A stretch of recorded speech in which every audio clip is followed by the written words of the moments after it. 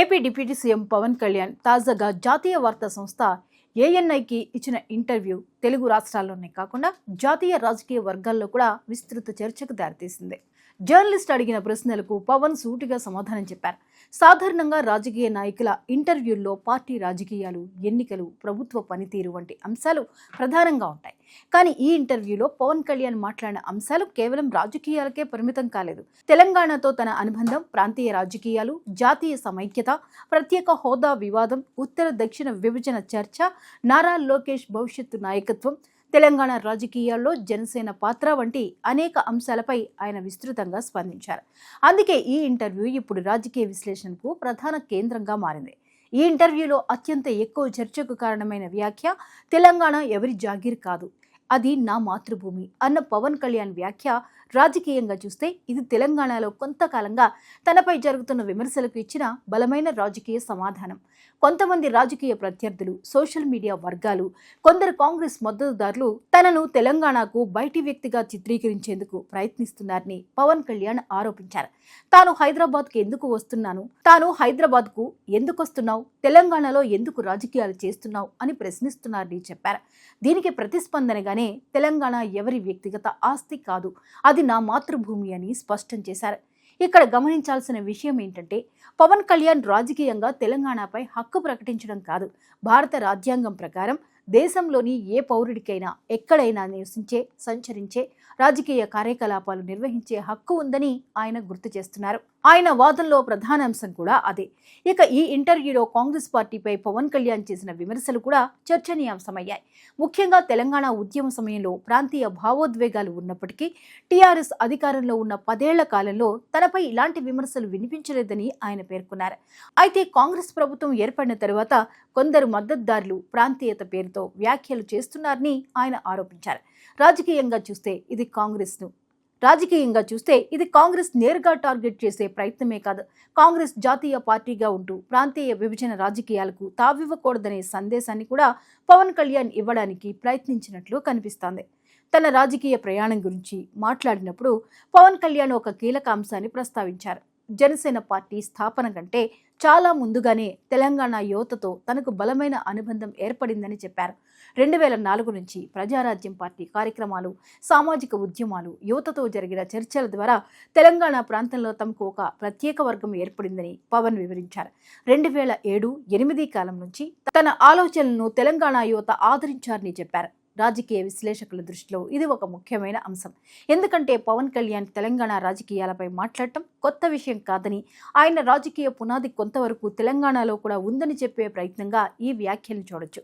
ఇక ఇంటర్వ్యూలో మరో ఆసక్తికర అంశం తెలంగాణ రాజకీయాలపై ఆయన స్పష్టత ఇవ్వడం. ప్రస్తుతం తన ప్రధాన దృష్టి పూర్తిగా ఆంధ్రప్రదేశ్ పరిపాలనపై ఉందని పవన్ కళ్యాణ్ చెప్పారు. జనసేన పార్టీ తెలంగాణలో నమోదై ఉన్నప్పటికీ ప్రస్తుతం తన రాజకీయ ప్రాధాన్యత మొత్తం ఆంధ్రప్రదేశ్ పైనే కేంద్రీకృతమై ఉందని స్పష్టం చేశారు. అంటే భవిష్యత్తులో తెలంగాణ రాజకీయాల్లో పూర్తి స్థాయిలో ప్రవేశించే ఆలోచన తనకు లేదనే సంకేతాన్ని ఆయన ఇచ్చినట్లు విశ్లేషకులు భావిస్తున్నారు. అయితే అదే సమయంలో తెలంగాణలో తమ పార్టీకి బలమైన కేడర్ ఉందని కూడా ఆయన గుర్తు చేశారు. అందువల్ల భవిష్యత్తులో రాజకీయ పరిస్థితులు మారితే జనసేన తెలంగాణలో మరింత చురుకుగా మారే అవకాశాన్ని పూర్తిగా కొట్టిపారేయలేమనే అభిప్రాయం కూడా వ్యక్తమవుతోంది. ఇక ఈ ఇంటర్వ్యూలో అత్యంత కీలకమైన రాజకీయ ప్రశ్నల్లో ఒకటి నారా లోకేష్ భవిష్యత్తు నాయకత్వానికి సంబంధించింది. జర్నలిస్ట్ నేరుగా నారా లోకేష్ ఎదుగుదల వల్ల మీరు ఏపీలో సీఎం అవ్వలేరని, తెలంగాణపై దృష్టి పెడుతున్నారా అని ప్రశ్నించారు. ఇది చాలా కాలంగా రాజకీయ వర్గాల్లో వినిపిస్తున్న ఒక ప్రచారానికి సంబంధించిన ప్రశ్న. దీనిపై పవన్ కళ్యాణ్ ఎలాంటి సందేహాలకు తావు లేకుండా సమాధానమిచ్చారు. నారా లోకేష్ వల్ల తనకి ఎలాంటి ఇబ్బంది లేదని, తమ మధ్య సత్సంబంధాలు ఉన్నాయని స్పష్టం చేశారు. అంతేకాకుండా తెలంగాణ రాజకీయాలపై దృష్టి పెట్టడానికి కారణం ఆంధ్రప్రదేశ్లోని రాజకీయ సమీకరణాలు కావని తేల్చి చెప్పారు. లోకేష్తో తనకు వారసత్వ పోరు లేదని పవన్ స్పష్టం చేశారు. ఇక రాజకీయ విశ్లేషణ కోణంలో చూస్తే ఇది టీడీపీ జనసేన మధ్య ఉన్న అనుబంధంపై వస్తున్న అనేక ఊహాగానాలకు ముగింపు పలికే ప్రయత్నంగా కనిపిస్తోంది. ఇక ఈ ఇంటర్వ్యూలో పవన్ కళ్యాణ్ తన వ్యక్తిగత జీవితానికి సంబంధించిన కొన్ని అరుదైన విషయాలను కూడా వెల్లడించారు. యుక్త వయసులో ఉన్నప్పుడు సమాజంలో జరుగుతున్న అన్యాయాలు చూసి తీవ్ర ఆవేదనకు గురయ్యానని చెప్పారు. ఒక దశలో నక్సలైట్ ఉద్యమంలో చేరాలనే ఆలోచన కూడా వచ్చిందని తెలిపారు.